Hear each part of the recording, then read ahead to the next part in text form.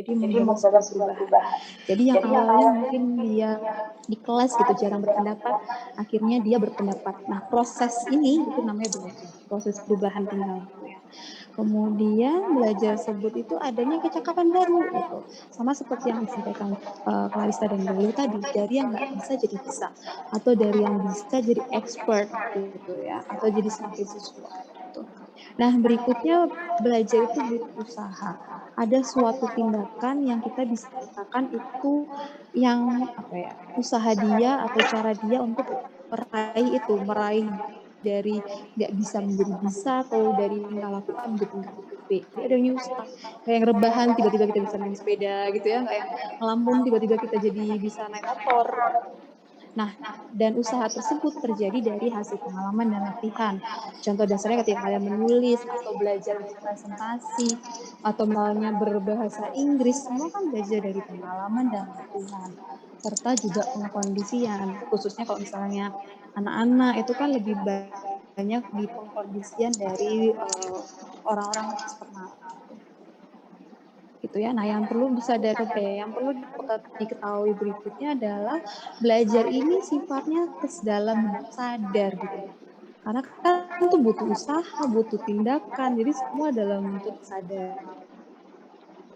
Gitu ya. Kalian sadar bahwa kalian tuh belajar bahasa Inggris atau menulis kematangan itu apa? Jadi kalau kematangan mudahnya adalah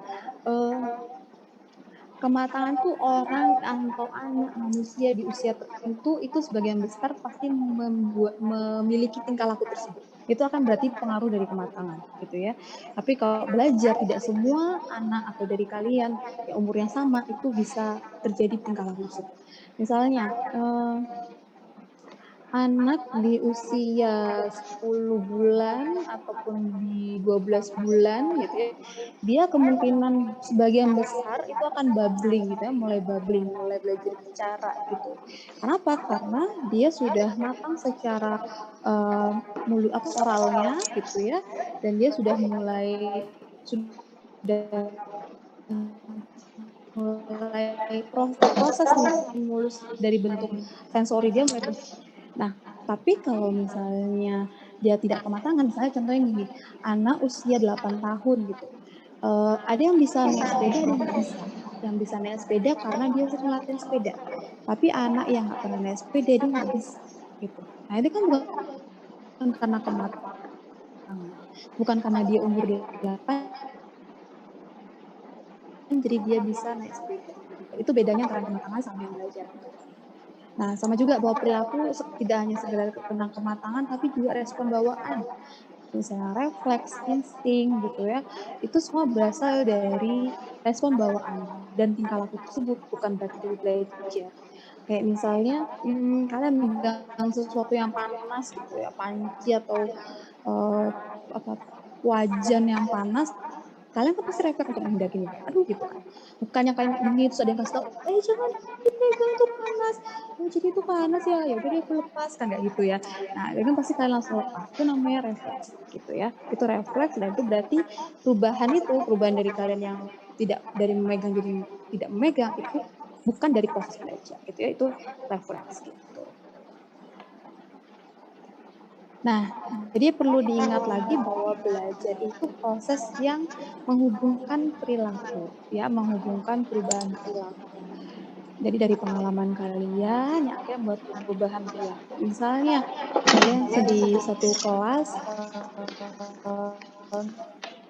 di kelas yang di kelas daring misalnya gitu ya, kalian di kelas daring lalu selama ini misalnya kuliah tuh sambil makan atau sambil nyetel video yang lain atau sambil teleponan sama temennya mungkin gitu ya. Nah ternyata waktu itu kalian jadi nggak paham sebenarnya apa sih yang didiskusikan gitu. Terus besoknya gitu lagi. Akhirnya kalian nggak paham, misalnya kalian nggak bisa ngikuti tugasnya seperti apa, dapat nilai yang jelek, itu kan semua dalam bentuk pengalaman. Nah, akhirnya kalian ingin berubah nih dari perubahan perilakunya, dari yang kalian tidak fokus untuk kuliah daring, jadi ingin fokus. Nah, itu kan perubahan perilakunya. Ya, prosesnya adalah belajar gimana ya cara aku untuk supaya bisa fokus, atau gimana sih cara aku agar aku bisa lebih paham sama materi. Nah, itu kan semua dalam bentuk belajar gitu.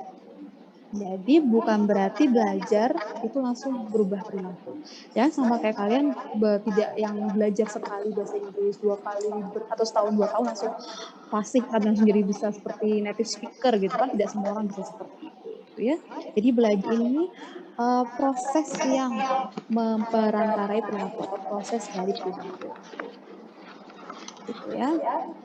Nanti yang sisanya bisa kalian belajar sendiri. Saya akan coba untuk lebih fokus. Jadi gitu ya. Jadi tidak semua perilaku ini berasal dari proses belajar. Jadi ada hal-hal yang insting, respon spesifik atau yang itu tidak bisa dimodifikasi. Ya, insting bisa hibernasi pada sesuatu yang dipelajari. Nanti sisanya bisa kalian baca. Nah, sebenarnya pentingnya belajar tentang proses belajar itu apa sih? Nah, dengan kita belajar tentang proses belajar, kita jadi tahu mengenai normal dan abnormal. Kita bisa mengetahui lah, bisa membedakan juga tentang normal dan yang sepeda gitu. Kita kan jadi tahu bahwa ketika orang belajar maka kemungkinan besar terjadi perubahan perilaku gitu kan ya, karena dia dapat. Nah, kita kan jadi akhirnya melihat bahwa oh harusnya kalau orang belajar dalam durasi misalnya 1 bulan nih dia bisa sampai level ini. Tapi kok ada yang nggak bisa, oh berarti kita bisa bedain ini yang normal dalam konteks normal, yang ini abnormal nih. Atau misalnya kalian melihat dari waktu awal dulu kalian belajar secara luring ya, tatap muka dan pindah menjadi virtual. Sebagian besar dari kalian pasti semua dari kalian pasti akan ada proses adaptasi. Dan sebagian besar dari kalian itu sudah bisa adaptasi, bisa menyesuaikan diri dengan tatap muka secara virtual seperti ini gitu, karena dalam latihan, ada pengetahuan, proses belajar dan sebagainya. Tapi bagi teman-teman yang merasa masih sulit untuk ikut, karena kita bisa memandang bahwa loh kalau dia sudah belajar, dia sudah mendapatkan berbagai sumber untuk membuat dia beradaptasi dengan kuliah daring, tapi kenyataannya dia belum bisa, berarti dia ini tidak adaptif nih. Nah, dengan pengelompokan tersebut, kita bisa tahu, kita bisa kasih intervensi kemana nih. Kita bisa kasih sosialisasi mendalam ke yang mana nih, gitu ya. Nah, berikutnya secara psikologi pendidikan, dengan kita memahami proses belajar, kita jadi tahu bagaimana cara memberikan instruksi, alat pengajarannya seperti apa gitu ya. Misalnya contohnya tentang instruksi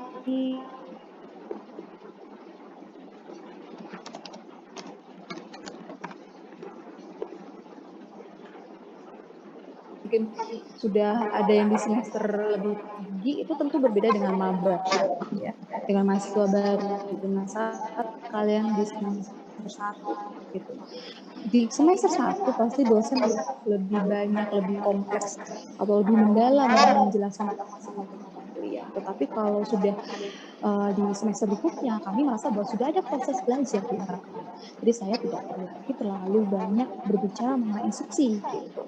Atau instruksinya lebih sederhana gitu. Jadi kalau misalnya kita tidak memahami proses belajar, saya akan memberikan perilaku yang sama kepada antara kalian dan adik kelas. Nah, sekarang kita akan langsung mulai ke teori belajar dari Thorndike, gitu ya. Jadi Thorndike ini bernama sebagai teori koneksionisme, yaitu asosiasi antara kesan indera yang menciptakan dorongan yang nantinya akan ditunjukkan melalui tindakan gitu ya.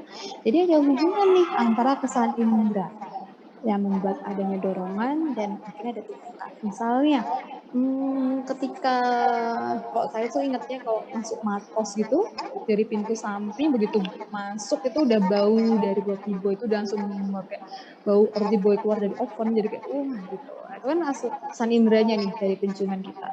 Lalu kita ada dorongan nih, kayak wah aku lapar nih, atau wah di mana nih arah roti boy, gitu kan ada dorongan. Lalu tindakannya adalah kita bisa beli roti boy atau bisa kita makan roti boy. Jadi ada koneksinya nih antara kesan yang kita dapat dari panca indera kita hingga ke tindakannya gitu. Nah dari koneksi ini itu sebenarnya awalnya mulai menggunakan percobaan kucing. Jadi kucingnya masuk ke kandang kayu gitu ya, kandang kayu yang pintunya ada tuasnya. Jadi tuasnya itu bisa ke bawah. Nah kucingnya ini juga ada makanan gitu, yang terjangkau sama dia tetapi tidak bisa diarahi gitu. Nah, di situ kucing itu melakukan trial and error, mulai dari mengeluarkan cakarnya, menggaruk-garukkan kepalanya, atau mungkin mengeong gitu ya, atau memutari kandang gitu, atau mungkin dia mulai menarik-narik atau cakar-cakar dinding-dinding atau benda-benda di sekitar di dalam kotak tersebut, hingga akhirnya dia menemukan cara membuka untuk pintunya, yaitu menarik tuas atau kayak menggeser tuasnya hingga pintunya terbuka gitu ya. Jadi dari ada kesan bahwa oh itu makanan, bukan kesan indahnya. Nah, dia trial and error sampai akhirnya dia bisa keluar dari kandang tersebut. Jadi Thorndike menggunakan penelitian kucing. Nah, trial and error dalam bahasa Thorndike itu namanya selecting and connecting gitu. Jadi dia selecting itu dia memilih, dia trial and error itu prosesnya itu dinamakan selecting. Dia sampai dia menemukan cara yang efektif gitu. Jadi selecting itu berarti ya tadi mengeong, dia menggaruk-garukkan menggarukkan kandangnya tadi atau kotaknya tadi, kemudian atau dia memutari kandang dan sebagainya. Itu semua adalah selecting sampai dia ketemu menarik tuas itu dia bisa keluar. Nah, connectingnya adalah dia mengkonekkan, oh berarti kalau aku injak pedalnya atau aku tarik tuasnya, aku bisa keluar. Nah itu connectingnya gitu ya. Jadi percobaan kucing tadi itu bisa menggambarkan adanya proses selecting and connecting. Nah, akhirnya menurut Thorndike pun bahwa belajar atau perubahan tingkah laku yang dikarenakan proses belajar itu bukan yang muncul karena insightful, bukan yang kucing itu di situ merenung kayak oh iya udah deh aku tarik tuasnya, nah kayak gitu. Tapi dia ada proses trial and error. Sorry ya kalau ada suara yang masuk gitu ya. Nah, berikutnya ada hukum primer dari Thorndike. Yang pertama adalah law of readiness. Jadi, sorry. Jadi, bentar ya, saya pindah lagi. Maaf ya.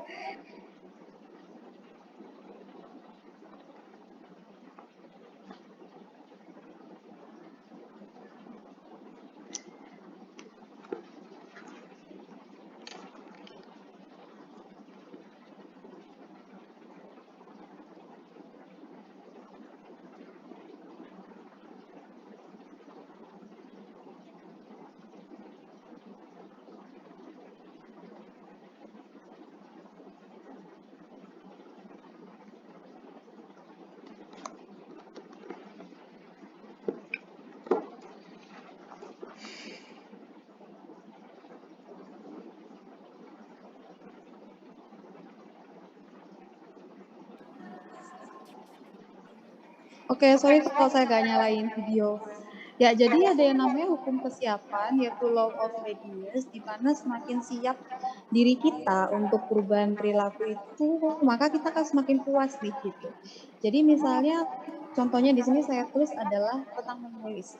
Jadi ketika anak-anak di usia misalnya 8 tahun, 9 tahun, yang dia tahu dampak positif kalau dia bisa menulis, dia sebenarnya sudah secara motorik sudah siap menulis.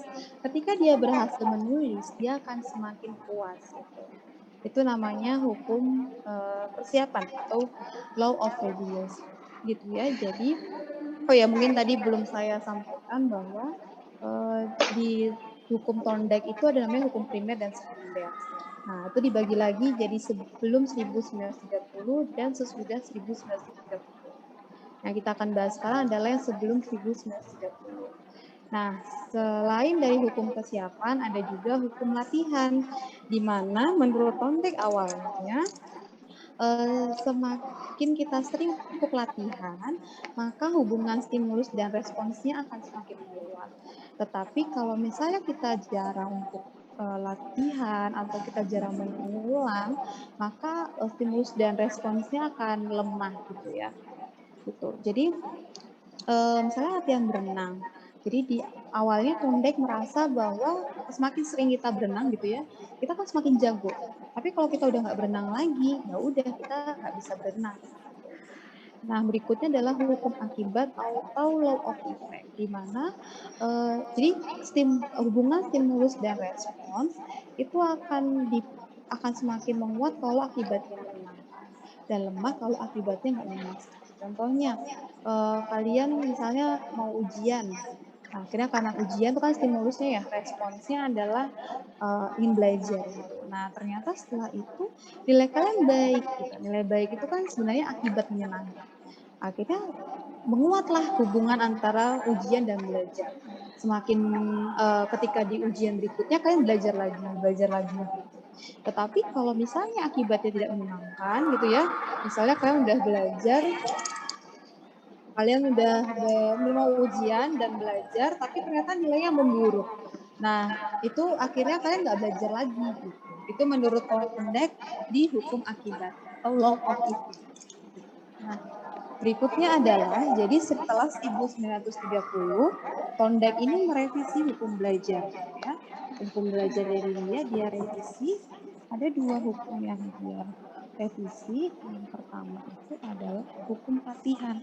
Jadi awalnya tadi kan ada hukum latihan.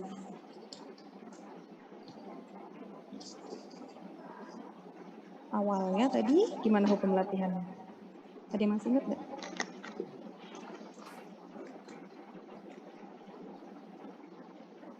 Izin menjawab, Bu. Boleh, silakan Nimade. Kalau misalnya hukum latihan itu apabila stimulusnya itu dilakukan terus-menerus, maka bakal menguat. Kalau misalnya tidak digunakan bakal melemah. Ya, nah jadi kalau yang sebelum 1930 itu seperti yang tadi Nimade jelaskan. Nah, setelah 1930, Tondek mengubahnya. Jadi ternyata tanpa latihan atau pengulangan pun, stimulus dan respon belum tentu melemah. Jadi misalnya kalian udah jago nih naik sepeda gitu ya, udah sampai naik sepeda sambil berdiri-berdiri lah, atau bisa ngebut gitu ya keliling kompleks gitu. Nah, ketika ada momen di mana kalian nggak naik sepeda lagi, misalnya udah merasa sudah besar gitu ya, jadi lebih sering pakai motor atau mobil gitu. Nah, itu akhirnya kan udah jarang naik sepeda nih. Nah, itu belum tentu kalian lupa sama naik sepeda tadi. Bisa jadi awalnya kagok-kagok naik sepeda, tapi lama-lama itu udah bisa lancar lagi pakai sepeda. Berbeda kan, sebelumnya kan Pondek bilang ya kalau nggak latihan sepeda ya kita akan benar-benar lupa nih caranya naik sepeda. Nah, berikutnya tentang hukum akibat gitu ya. Kalau tadi sebelum revisi gimana hukum akibat? Izin menjawab. Iya, boleh Tiara, silakan. Iya. Hukum akibat itu kayak tadi apa kita belajar, kita ulangan, itu dapat nilai bagus, itu tuh kayak semakin giat belajar. Tapi kalau dapat nilai jelek, semakin malas belajar gitu. Betul. Jadi kalau hubungan stimulus dan respon tadi memberikan akibat yang menyenangkan, maka hubungannya menguat. Tapi kalau akibatnya buruk atau tidak kita sukai, hubungannya akan berubah gitu ya, akan menurun gitu ya, akan melemah. Nah, setelah tahun 1930 itu Tondek merasa bahwa ternyata hukuman atau efek yang tidak menyenangkan itu belum tentu melemahkan hubungan stimulus respon. Belum tentu ketika kalian mendapatkan nilai yang buruk, kalian nggak akan belajar lagi. Bisa jadi mungkin aja kalian kayak, oh apa yang kurang ya, atau oh ya udahlah nilaiku memang segitu gitu, atau memang kayak ya udahlah lagi nggak hoki aja nih gitu. Jadi bukan berarti kalian yang langsung nggak mau belajar nih setiap ujian. Nah, sama halnya ketika mengenai hukuman. Jadi misalnya ada barang gitu ya yang kalian nggak punya, lalu ada pencuri nih ngambil gitu, lalu dia hukumannya kan masuk penjara. Nah, belum tentu setelah dia keluar dari penjara dia dia tidak akan mencuri lagi. Belum tentu seperti itu. Karena menurut Thorndike bahwa hubungan stimulus dan respons yang efeknya atau akibatnya tidak menyenangkan atau hukuman itu belum tentu melemah. Nah, selain konsep primer, itu ada namanya konsep sekunder. Gitu. Di Thorndike, sebelum 1930, ada 5 hukum sekunder. Yang pertama adalah reaksi bervariasi atau disebut multiple response. Jadi, sebelum kalian mendapatkan respon yang sesuai, yang dapat memecahkan masalah kalian, itu kalian ada proses trial and error. Sama seperti kucing tadi gitu ya, itu kan dia memecahkan masalah untuk membuka pintunya itu melalui proses trial and error gitu. Jadi itu namanya hukum reaksi bervariasi. Atau misalnya kalian mendapatkan nilai yang kurang memuaskan gitu. Nah, kalian akan terus mencoba nih respon apa nih yang sesuai kalau lagi ujian, respon apa yang sesuai agar nilai baik. Nah, semua kan proses dari trial and error gitu. Sampai kalian menemukan cara yang benar-benar tepat untuk mendapatkan nilai yang baik. Nah, berikutnya adalah hukum set atau sikap atau attitudes, di mana ternyata perilaku belajar itu tidak hanya ditentukan stimulus dan respon tadi, tidak hanya dalam perubahan perilaku tadi, tapi ternyata ada pengaruhnya dari kondisi kalian, kognitifnya, emosinya, sosial, budayanya. Misalnya kalian lagi tidak dalam keadaan yang oke nih secara emosional gitu. Misalnya stimulus di posisi misalnya stimulusnya ada stimulusnya kalian memposting sesuatu, responnya ternyata dari orang lain dia memberikan komentar yang tidak menyenangkan. Biasanya respon kalian tuh kayak biasa aja nih gitu, ya udahlah biasa aja, tapi ternyata karena emosi kalian sedang tidak dalam keadaan stabil, kalian jadi marah gitu. Atau misalnya ada makanan gitu, kalian ada makanan, stimulusnya makanan, responnya kalian makan gitu. Tapi dalam kondisi kalau misalnya kalian sedang lapar, kalian akan puas banget nih makannya tadi. Tapi kalau dalam keadaan kenyang kan kayak begah ya jadinya. Ya emang sih aku makan, tapi kok begah ya gitu. Gitu ya, jadi itu namanya hukum sikap, set atau attitude. Nah, yang berikutnya adalah hukum aktivitas berat sebelah. Jadi di sini adalah ketika ada berbagai stimulus yang masuk pada diri kalian, gitu ya, yang kalian tangkap, nah kalian akan menentukan mana nih yang akan aku respon. Nah, itu namanya hukum aktivitas berat sebelah. Jadi kalau misalnya sekarang di kondisi kalian gitu, saya tidak tahu di kamar atau di kos kalian atau di ruang belajar kalian tuh kondisinya seperti apa. Mungkin aja di saat ini selain mendengarkan suara saya atau melihat PowerPoint, kalian juga misalnya mendengarkan musik, atau misalnya ada kucing lagi berantem di dekat kalian gitu, atau lagi keponakan kalian nangis, atau tetangganya lagi berantem misalnya gitu, itu kan banyak nih stimulusnya berarti ya. Nah, tapi ketika kalian misalnya memfokuskan diri kalian pada diskusi kita, itu berarti kalian melakukan hukum aktivitas berat sebelah. Atau misalnya kalian lebih fokus kepada kucing yang lagi berantem, kayak jadi kepo, berantem ya gitu. Nah, itu namanya adalah hukum aktivitas berat sebelah. Jadi dalam berbagai stimulus, kalian memberikan respon pada stimulus tertentu. Gitu. Nah, berikutnya adalah kalian hukum respon by analogy, di mana kita itu seringkali merespon sesuatu yang baru yang kita temui itu berdasarkan pengalaman kita saat menghadapi situasi yang mirip gitu. Kayak misalnya kalian awal-awal pertama kali belajar online gitu ya, belajar online dari awalnya offline jadi online. Itu ketika pertama kali menghadapi belajar online, kalian pasti akan mencoba mencari tahu pengalaman ketika pertama kali belajar itu gimana ya. Oh, yang biasanya kalau belajar mah pasti kasih pendapat, memberikan tugas, ada gurunya, ada siswanya, di absen. Nah, kalian akan mencari semuanya. Nah, kemudian di online kalian lihat, oh iya juga ya, di online juga ada absen, ada memberi tugas, ada gini gitu. Oh ya udah kalau gitu cara aku agar tetap aktif, tetap fokus di kuliah di belajar online, aku pakai deh cara dulu waktu belajar offline seperti apa gitu. Atau misalnya ketika kalian awal pertama kali masuk kuliah kan berarti di lingkungan yang baru, belum pernah ketemu sama siapa-siapa mungkin, atau bahkan benar-benar newbie gitu ya, nggak kenal siapapun. Nah, itu sama aja nanti kalian akan membandingkan waktu pertama kali masuk SMA. Masuk SMA juga nggak kenal siapapun gitu ya, di lingkungannya baru kayak gitu. Jadi waktu jadi kalian ingat, oh iya deh waktu SMA aku kenalan nih sama teman-temanku yang di sebelahku. Dari situ aku akhirnya bisa saling mengenal sama teman-teman lain, bisa tanya-tanya tentang pengalaman mereka dan sebagainya. Oh, nah akhirnya kalian ambil deh pengalaman itu saat kalian kuliah. Oh, aku kuliah waktu saat ini saya kuliah, aku nggak kenal siapapun, jadi aku tanya-tanya sama orang sekitarku gitu. Gitu ya. Jadi itu namanya hukum respon teknologi. Itu atau misalnya kalian kehilangan dompet, biasanya kalau kehilangan dompet kalian bisa ketemu dompet kalian di saku jaket gitu karena lupa ngambil. Jadi kalian lupa kalau dompetnya dimasukin ke saku jaket, kalian tinggal, terus setelah sadar dompet itu mana gitu, ketemunya di jaket gitu. Nah, misalnya berikutnya kalian kehilangan kunci. Nah, kemungkinan kalian akan cari kunci di tempat yang bisa keselip gitu. Oh ya udah berarti mungkin di saku jaket gitu. Oh nggak ada, oh ya berarti di mana lagi ya gitu. Jadi itu namanya hukum respon teknologi. Nah, berikutnya adalah hukum perpindahan asosiasi. Jadi ini sebenarnya lebih ke akulturasi. Jadi ketika perubahan tingkah laku gitu ya, itu atau perubahan situasi yang kalian belum pernah kenal menjadi yang kalian harusnya kenal gitu, itu tuh harus bertahap gitu, biar kalian bisa lebih adaptif gitu. Nah, itu misalnya dengan misalnya kalian mau mengganti punya bisnis gitu ya, mengganti nama bisnis kalian, kayaknya nggak hoki deh, ini kurang hoki deh gitu. Nah, kalau kalian langsung dari mereknya sederhana jadi mereknya mewah gitu.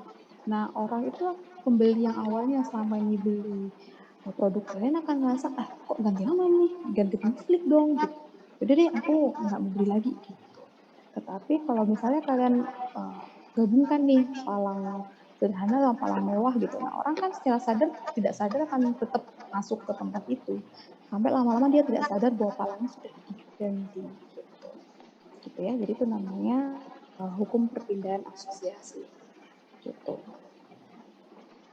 Nah, berikut itu yang tadi yang di sebelum 1930. Nah, setelah 1930, Rondeck juga bukan merevisi sebenarnya, tapi membuat hukum sekunder yang lain. Jadi yang paling fokusnya adalah dispute of effect, di mana itu saya hampir mirip dengan yang tadi ya, akibatnya menyenangkan atau enggak menyenangkan. Nah, dia mengatakan bahwa ketika ada stimulus dan respon, lalu ada respon dari sekitar, bukan cuma kalian ya, bukan cuma stimulus respon lalu akibatnya menyenangkan, tapi respon dari orang-orang itu dalam positif, maka itu bisa jadi akan mengulang. Kayak misalnya ketika kalian di settingnya dosen mengatakan, ayo siapa yang mau berpendapat, itu kan stimulus ya. Responnya kalian misalnya angkat tangan gitu, gini gitu. Terus kalian kasih pendapat, nah ternyata respon sekitarnya, saya teman-teman kalian kayak, wah kamu pinter banget nih, gitu, wah kamu berani banget nih. Nah itu kan respon orang sekitar. Nah akhirnya membuat kalian bahwa, oh aku coba ulang kayak gitu terus, sampai akhirnya menyadari bahwa oh ya memang ternyata setiap aku berpendapat ada respon yang menyenangkan dari orang sekitar gitu. Nah akhirnya bisa jadi itu juga teman-teman kalian yang melihat kalian juga, wah aku juga biar aku dikenal, aku juga ikutan tanya aku berpendapat jadi itu namanya spread of effect. Tapi perlu lagi diingat bahwa bukan berarti respon yang tidak menyenangkan itu akan mempengaruhi lagi. Jadi bukan berarti misalnya kalian tanya terus nih, tanya, atau misalnya berpendapat terus, atau siapa mau jadi koordinator kelas? Saya aja bu, gitu. Itu berulang kali tuh sampai semua kelas dia koordinatornya gitu. Terus dia bilang, kamu caper banget sih gitu. Apain sih sosokan banget jadi koordinator? Misalnya dia bilang gitu. Nah, tapi tetap aja itu tidak berarti mempengaruhi dirinya untuk itu menjadi koordinator kelas gitu ya. Jadi setelah 1930 Rondek memang menekankan bahwa efek negatif atau reaksi tidak menyenangkan atau hal-hal yang tidak sesuai ekspektasi kita itu bukan berarti menurunkan hubungan stimulus dan respons. Itu sebenarnya intinya hukum terbaik. Wah ini saya bilang gitu sebenarnya itu udah sampai 1 jam ternyata saya ngomongin dia gitu. Jadi memang hukum Klondike itu memang lebih fokus kepada tadi ya. Jadi hukum trial and error. Jadi ada hukum sebelum 1990, lalu ternyata setelah dia launching nih teorinya dia ngerasa bahwa oh ini kayaknya harus direvisi. Setelah menghadap berbagai pendapat, ataupun dia mulai menyadari bahwa wah sepertinya pendapat saya itu kurang sesuai nih, jadi dia merevisi teori. Gitu. Oke, tadi masih ingat nggak kalau hukumnya Thorndike itu dibagi jadi hukum apa aja? Sekarang kita review.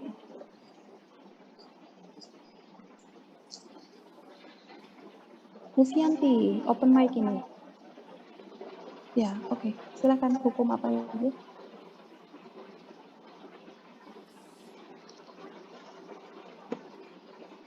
Lufianti, sorry, saya yang nggak mendengar atau Lufianti yang mic-nya ada bermasalah?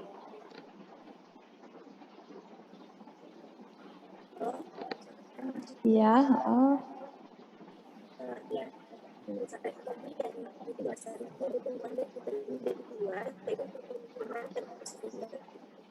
oh iya, terima kasih Mufianti. Oke, tadi yang hukum primer sudah tadi disebutkan sama Nibada sama Tiara ya, ada dua. Hukum exercise, hukum latihan sama hukum akibat. Satu lagi hukum apa ya? Izin menjawab, Bu. Boleh, silakan Cynthia. Ada hukum persiapan. Oke, boleh kasih contohnya kayak gimana sih? Jadi apa sih hukum persiapan? Misalnya kita mau ujian nih, jadi semakin kita siap, hasilnya semakin bagus, itu bisa menimbulkan senang gitu, kita puas dengan hasilnya.